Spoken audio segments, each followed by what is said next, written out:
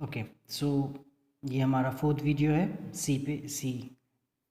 और इस बार जो हम डिस्कस करने वाले हैं वो है कंडीशनल स्टेटमेंट्स। तो जैसे हमने प्रीवियसली कुछ प्रोग्राम्स किए थे, वहाँ पे मैंने कहा कि give me first number, give me the second number, then हमने उसको ऐड किया, फिर हमने शो किया, फिर हमने एक और प्रोग्राम किया कि मुझे प्रिंसिपल दे दो, रेट दे दो, टाइम दे दो, फिर मैंने सिंपल इंटरेस्ट कैलकुलेट किया, फिर मैंने शो किया। ऐसे सारे प्रोग्राम्स नहीं होने वाले, है ना। ऐसा सीक्वेंस पे तुम इनपुट दो, मैं काम करूँ फिर दे दूँ, ऐसा नहीं हो सकता।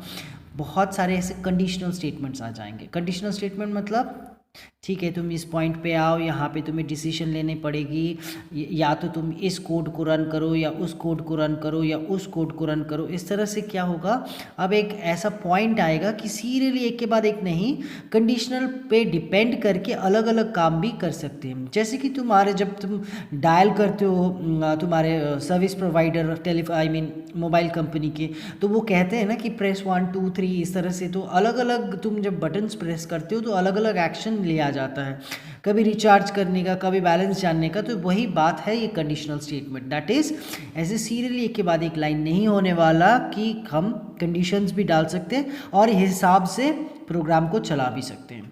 तो सबसे इजी वाला जो कंडीशनल स्टेटमेंट है इफ एल्स, उसको जानते हैं, सिंटैक्स जानते हैं और फिर कुछ कोडिंग के थ्रू उसे समझने की कोशिश करते हैं।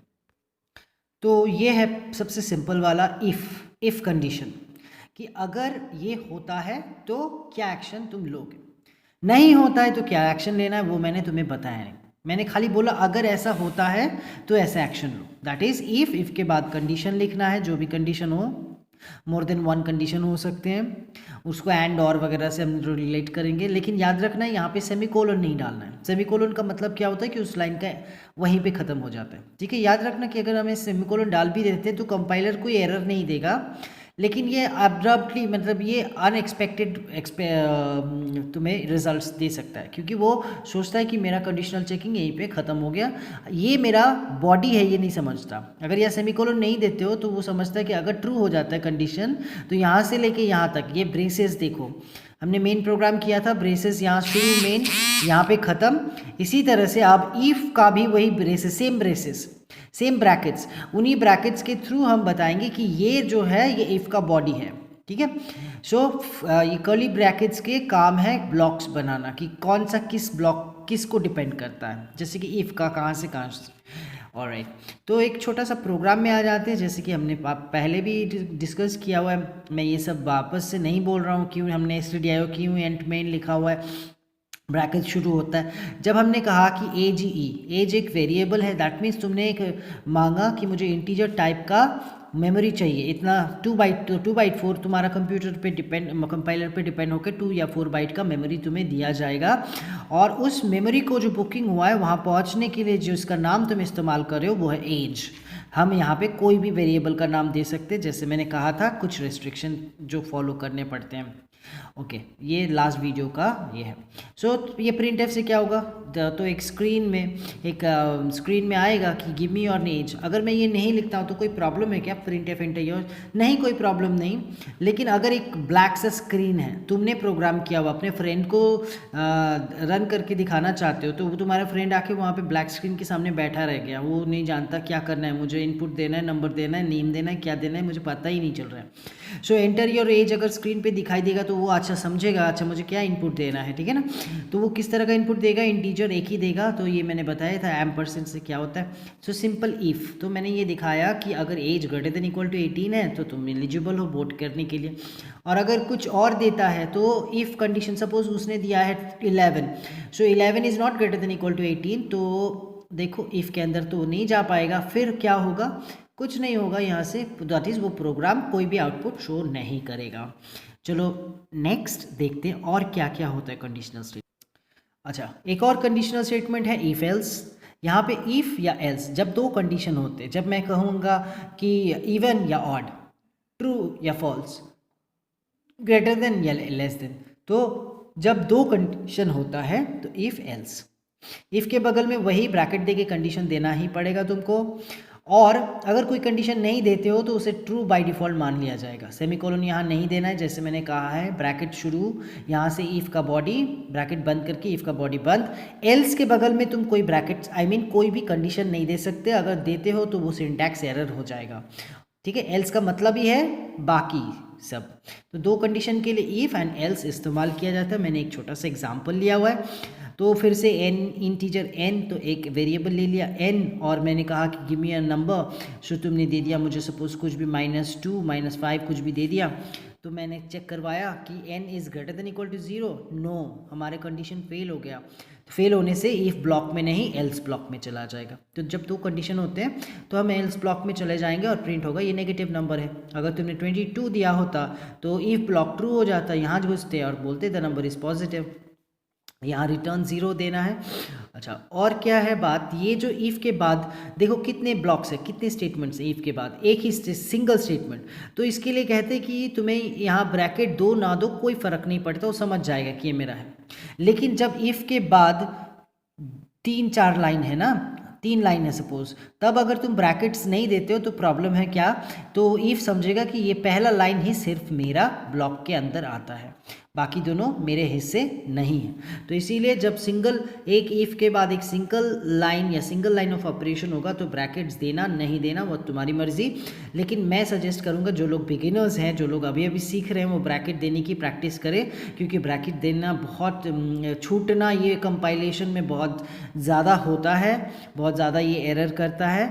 तो हमेशा जब ब्रैकेट्स टाइप करोगे ना तो ग्रेटर देन लेस देन दोनों को एक बार में टाइप करके फिर कर्सर को लाके फिर करोगे तो बहुत कम मिस होने के चांसेस होते हैं। लेकिन ब्रैकेट देने की प्रैक्टिस जो लोग न्यू सीख रहे हैं उनको करना चाहिए मेरे ख्याल से।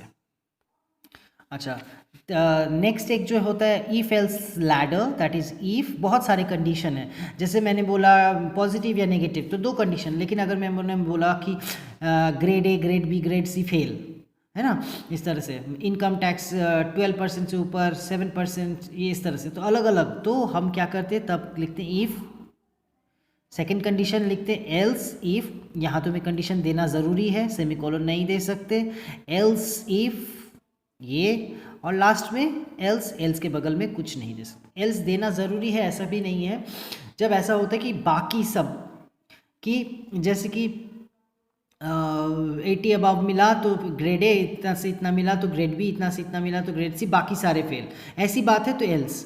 लेकिन अगर ऐसा है कि फेल का बाकी सारी, ऐसा नहीं है, मतलब ऐसा कहा नहीं गया है तुम्हें।